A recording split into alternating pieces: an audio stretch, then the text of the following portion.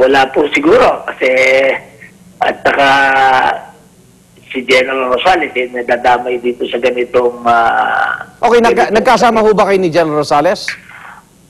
Opo, noong 2009 kasi ako po yung nag-offer ng tulong sa kanya. Okay. Kasi po napakarami na nung time niya dumami may mga karpating po. Opo. Sa NCR. Opo. Sa NCR, ako nung siya hepe pa ng NCRPO. So, tinulungan ko po siya. Binigay ko po yung mga tamang information hanggang i-raid namin yung LTO hanggang na-carve niya yung lahat ng yung karpating sa quad. Almost na-carve niya yung karpating sa buong NCRPO po. Okay. Superintendent, maraming salamat po at mabibigyan pa kayo ng mga pagkakataon para maipaliwanag po yung panig ninyo. Good morning po. Good morning po. Superintendent Napoleon Cauyan. Samantala, nakabalik na po ng Pilipinas ang unang grupo ng mga Pilipino mula sa Egypt. 26 na OFW ang unang sumama sa libreng repatriation ng gobyerno. Ayon sa mga OFW, pinili nilang umuwi na ng Pilipinas dahil sa pangambang madamay sila sa kaguluhan doon. 20 iba pang OFW ang nagpalista na sa Department of Foreign Affairs para sumama sa second batch ng evacuation. May pamilya ko ako dito, gusto ko makita. Ayaw ko naman punto pa ako mamatay. Nakakatakot kung baga dahil halos lahat dito sa Pilipinas rin, katulad ng pamilya ng asawa ko, natakot sila na ano na ang nangyari. Kumbaga talagang exaggerated ang dating na baka namatay kayo. Special Envoy to the Middle East, Roy Cimatu, hindi na matutuloy ang pagpunta sa Egypt. Ayon kay DFA spokesperson Ed Malaya, sapat na ang mga tauhan sa Philippine Embassy sa Egypt para pangalagaan ang kapakanan ng mga Pinoy doon. Tumanggi naman si Malaya na magkomento kung may kaugnayan ang pagpapauwi kay Cimatu sa pagkakadawit sa kanya sa kontrobersya sa AFP. Pinangalanan ni retired Lieutenant Colonel George Rabusa si Cimatu na tumanggap umano ng 80 milyong pisong pabaon nang magretiro bilang Chief of Staff ng AFP. Wala pang reaksyon si Cimatu sa paratang ni Rabusa. Unti-unti nang humuhupa ang tensyon sa Egypt dahil sa pangakong pagbaba sa pwesto ni President Hosni Mubarak sa Setyembre. Kaya naman mas pinili ng ilang Pinoy na manatili na lang sa Egypt.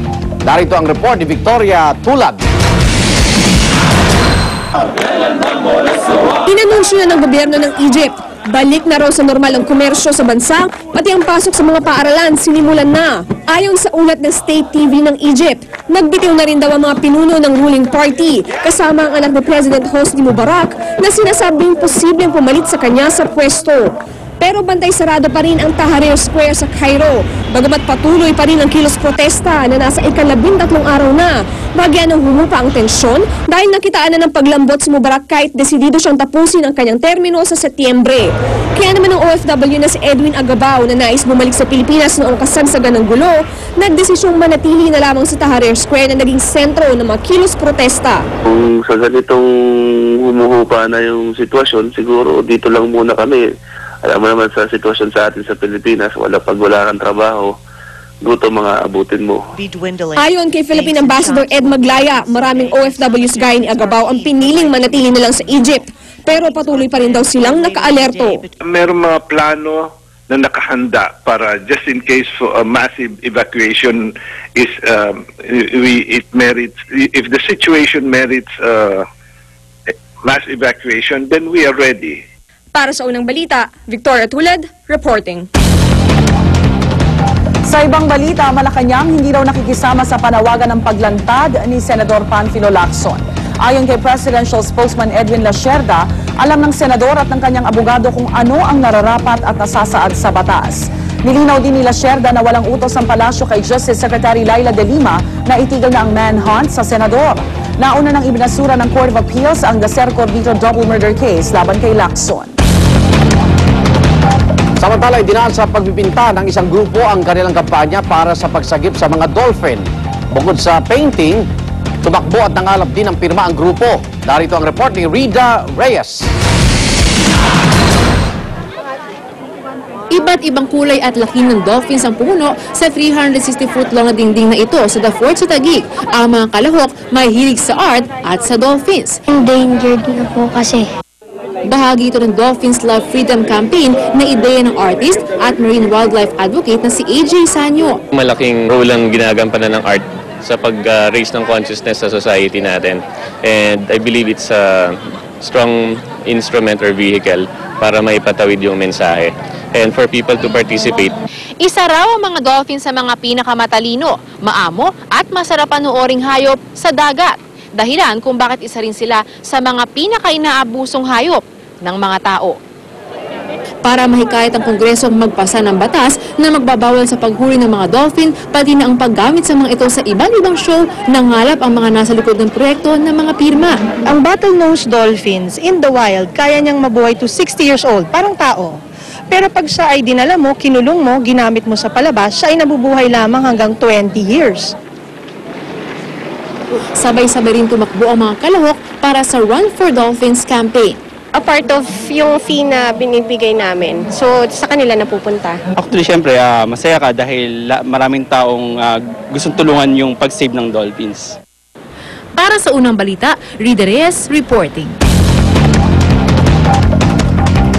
Electronic waste o basura mula sa gadgets at appliances delikado raw sa kalikasan at kalusugan ng tao. Kaya naman mahalaga raw na maging maayos ang disposal o pagtatapon sa electronic waste. Narito ang unang balita, special report. Kakambal ng pag-unlad ng teknolohiya ang lumulobong problema sa electronic waste o e-waste. Ang mga electronic waste na tinatawag ay yung mga kagamitan sa bahay na pag naluma na o nasira na, tinatawag na nating electrical and electronic waste. Sa isang pag-aaral, tinatayang aabot sa 40 milyong metrikong tonelada ang e-waste taon-taon sa buong mundo. Mabilis kasi ang pag-upgrade ng mga consumer electronics na ibinebenta sa merkado, dahilan kung bakit madaling maluma at matambak ang mga gadgets. Ang maling paraan ng pagtatapon ng mga electronic waste ay maaaring makapaminsala sa kalikasan. Ang mga electronic waste ay nagtataglay ng mga toxic chemicals. Kapag itinapon natin sila sa tambakan o kaya isinunog, at itong mga toxic chemicals ito ay maaaring mapunta sa lupa, sa hangin at sa tubig.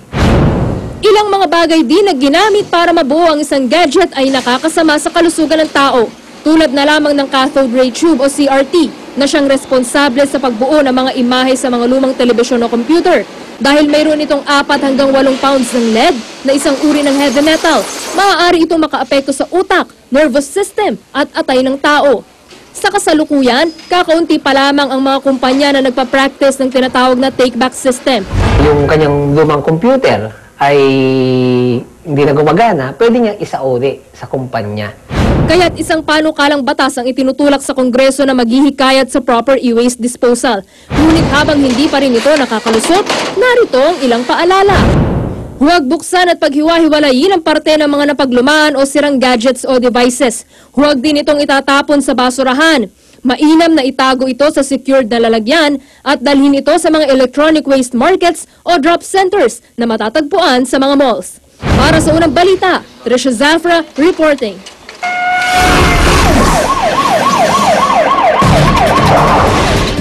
Isang customs police at kanyang kinakasama arestado sa bypass operation ng PIDEA po sa Quezon City. Nasamsam ng mga operatiba ang 5 kilo ng high-grade cocaine. Ang report mula kay Trisha Zafra.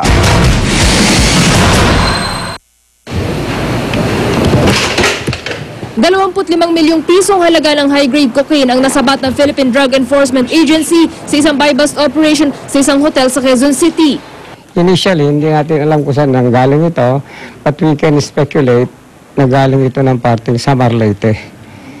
As to the motive o bakit ganito kalaki ang gustong ibenta, saan gagamitin ng pera, hindi pa natin alam yun. Ang nagtulak umano ng droga, si Jess Abuyog, isang customs police. Itinanggi ni Abuyog na may direkta siyang kinalaman sa pagbebenta ng ipinagbabawal na gamot. Isang nagngangalang Gary raw ang nagdawit sa kanya. Sisitap na ako ni Gary. Damay sa kaso ang kinakasama ni Abuyog na si Maria Lurias. Aminado siyang alam niyang may droga sa kanilang bahay, pero di raw niya sukat akalaing. Dadalhin ang kinakasama ang mga ito sa tinutuluyan nilang hotel para ibenta. Hindi ko alam kung kailan siya meron yun. Ito ngayon, itong araw na ito. Sasampahan ng reklamong drug trafficking ang dalawa. Ayon sa PIDEA, simula pa lang ito ng marami pang operasyon para mabawi ang mga cocaine na nagkalat daw ngayon sa bansa. More than 1,000 pa yan. Madami pa yan. Napakarami pa yan. Madami pa yan. Madami pa. Mahaba-haba pa to. Mahaba-haba ang trabaho pa to. Para sa unang balita, Tricia Zafra reporting.